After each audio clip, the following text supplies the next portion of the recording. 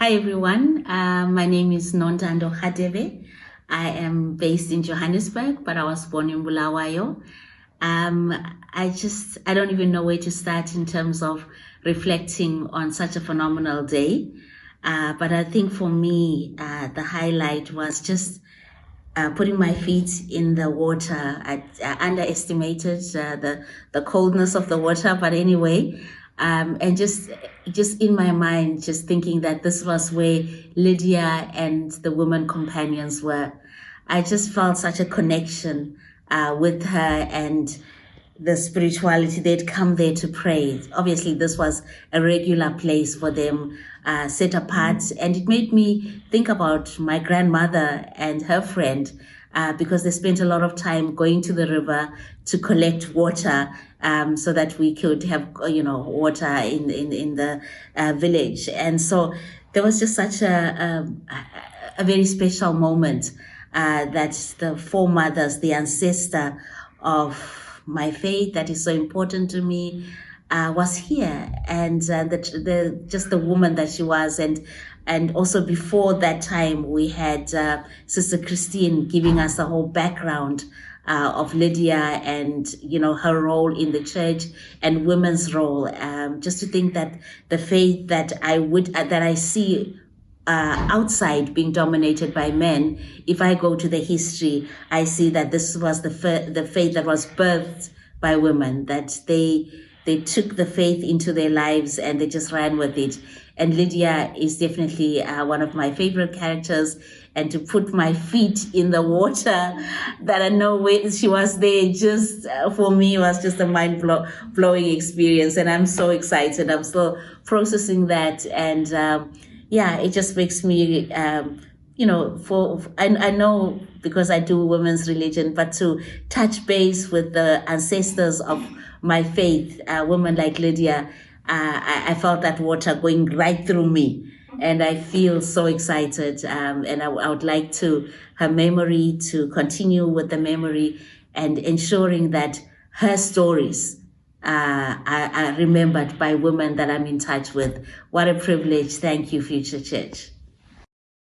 My name is Anastasia Mputi. I live in South Africa, in Johannesburg, and I work at the Bishop's office, coordinating liturgy department and doing office work, plus a field work where I do workshops and trainings, where I do the different ministries in the church. That includes men and women. And today, it really helped me a lot of what I've been doing, and I think to improve my work. Also, I'm a student at St. Augustine College doing theology. So what experience that I have today is going to assist me a lot in my studies, on my assignments, and also in improving my work. The altars that we saw there at the area where we were, it really helped me to realize that altar is very important, the meaning of the lyrics, and even to know that the mitre, it was not a Catholicism as we know today. So this is the history that I'm taking back home, and I'm going to include it at my workshops. Lydia also, is not the lady that is mentioned a lot in our parishes or in our studying of a Bible itself. So this is amazing, and this is a great input that I'm going to also educate more women about Lydia, so that they can feel proud of being women, because as a woman, I feel that they've got some struggle. As I said, I'm doing some workshops and trainings that women, they're always putting them down. by some parishes where they say they can't be on their ministries, which is not true. But some parishes, they will say no to women. Simple thing to be a Eucharist minister, to be a funeral minister, to be a proclaimer. They say always it's men who can do that. But through my workshops and training, I'm just making them aware that as long as you are fully Catholic, you can do that. Hi, my name is Marianne McGuckin, and I am from Fairlawn, Ohio. And I'm here on this pilgrimage to the sites where St. Paul ministered and where he had the co-ministries of people like St. Lydia and many of the other women who are mentioned in the Acts of the Apostles. We were asked if we would like to share a particular insight or revelation or something along that line that we experienced today on this, our actual first day of our tour. And I wanted to just briefly mention the experience that I had in getting ready for this. I ran into several different obstacles. I was all set to pick up euros at the bank when they told me that there had been a mistake done by the bank, and so they couldn't get them to me until the next day, which was the day I was flying out. So I ended up having to get the euros when I got here instead of obtaining them before I left the United States. So that was one glitch.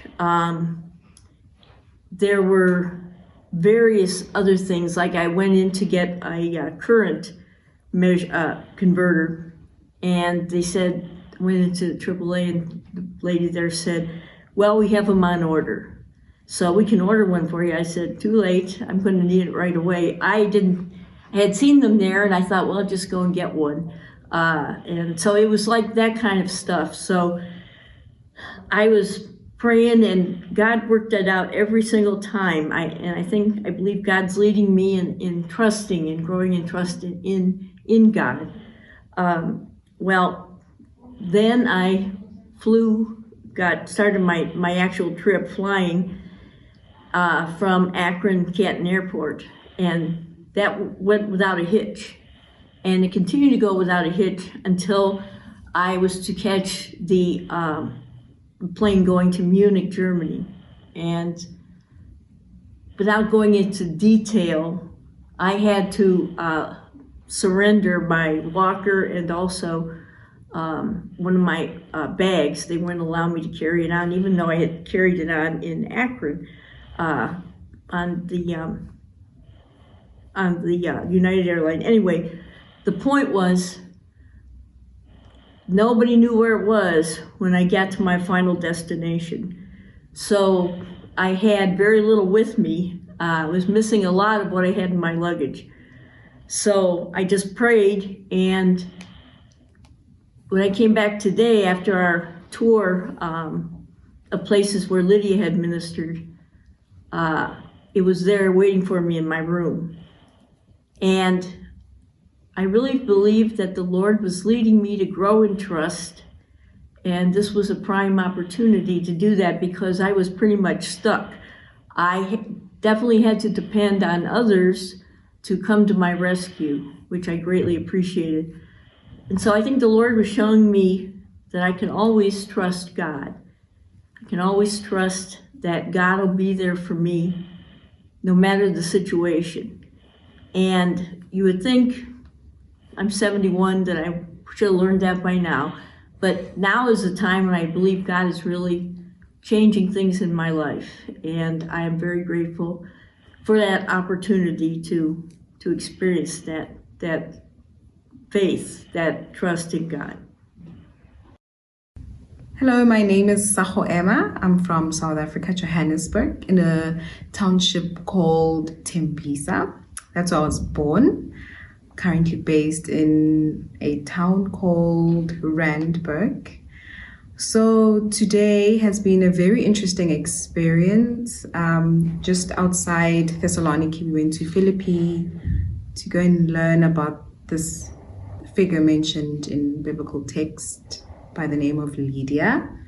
And as I was there and just finding out about this female figure, and having learned that she was rather a purple dye merchant or a businesswoman, it just reminded me of just where I am in my life and my friends, where we're trying to really make a difference in society. And coming from a context in which I come from, which is South Africa,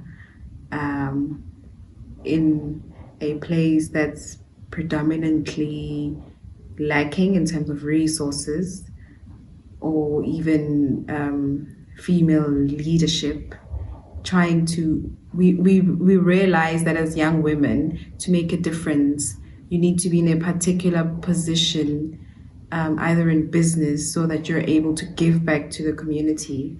Just, looking at how Lydia was so instrumental in making a difference that time, with the amount of resources that she had and the influence that she had, just gave me the confidence and the reassurance that even I, in my position and role in South Africa, with fellow females who are friends, we can get inspiration from that. And just seeing how she helped Paul to accommodate them and to push the movement of Christianity. I was just thinking about how we as young women could just look at the work that she's done and think about the work that we want to do, so that we are able to push other movements that could better society. So these are the sort of things that I'm thinking about. And so I continue to internalize and try and be inspired and inspire others like myself. Thank you.